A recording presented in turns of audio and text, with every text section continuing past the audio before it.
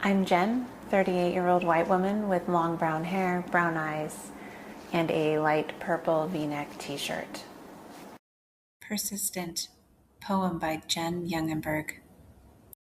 Many times I have been called resilient, a title inflicted upon me like a brilliant, gleaming badge of honor, but it was one that I never asked for.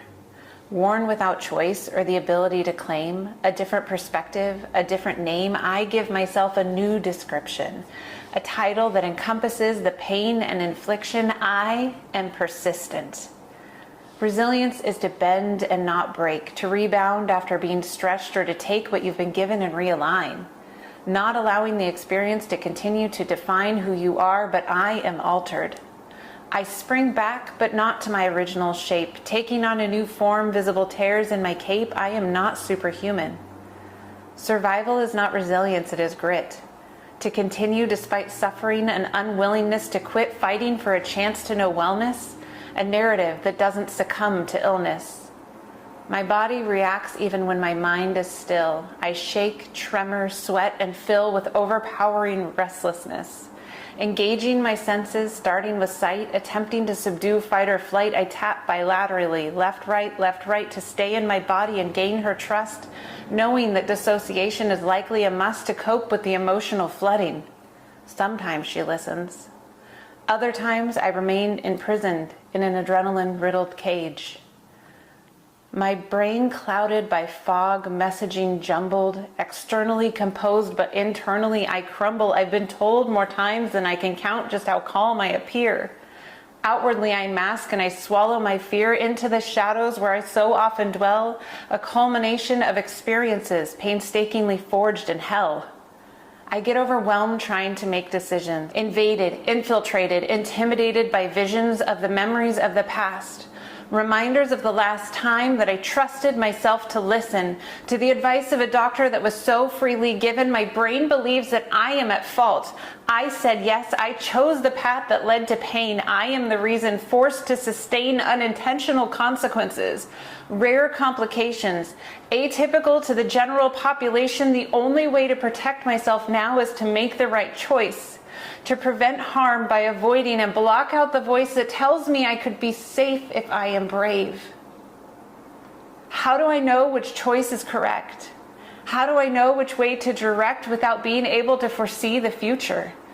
Choices that will inevitably suture or undo the shredded remnants of my mind. It's not as if I can rewind. The past has been written, and the only way forward is through. At times I revel in my pain, and while I know that sounds insane, it gives me validity.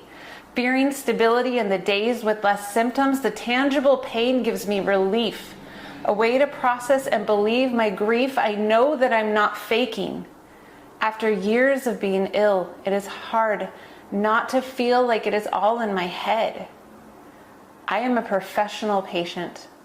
While waiting to meet a new provider, I scan the room and search for clues that I'll be considered a liar, that the events that are about to transpire will leave me feeling assaulted, blamed and vaulted. As soon as I sense a shift in the room, my body fills with pending doom. I know when I'm not being heard.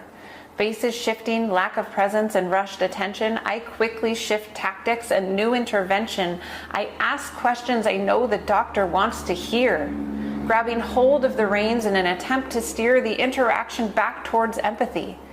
I practice my responses to imaginary rejection, preparing myself ahead as a form of protection. My body wears the scars, the ramifications, the years of trauma, illness, and devastation.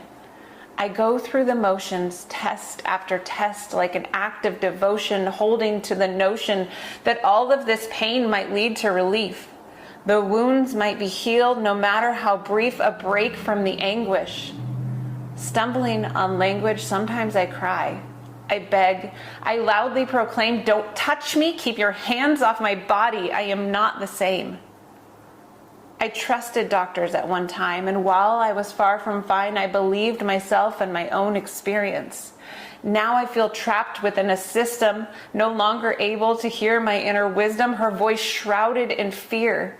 making it impossible to hear over the alarms and the warning, the desperate sobs of a spirit in mourning for the life ripped from its grasp. The bar of tolerance continues to rise, capsize, blending the line of consent and obligation, altering the foundation of which I built my values, the beliefs I hold on to as my body betrays me. You see, we had an agreement.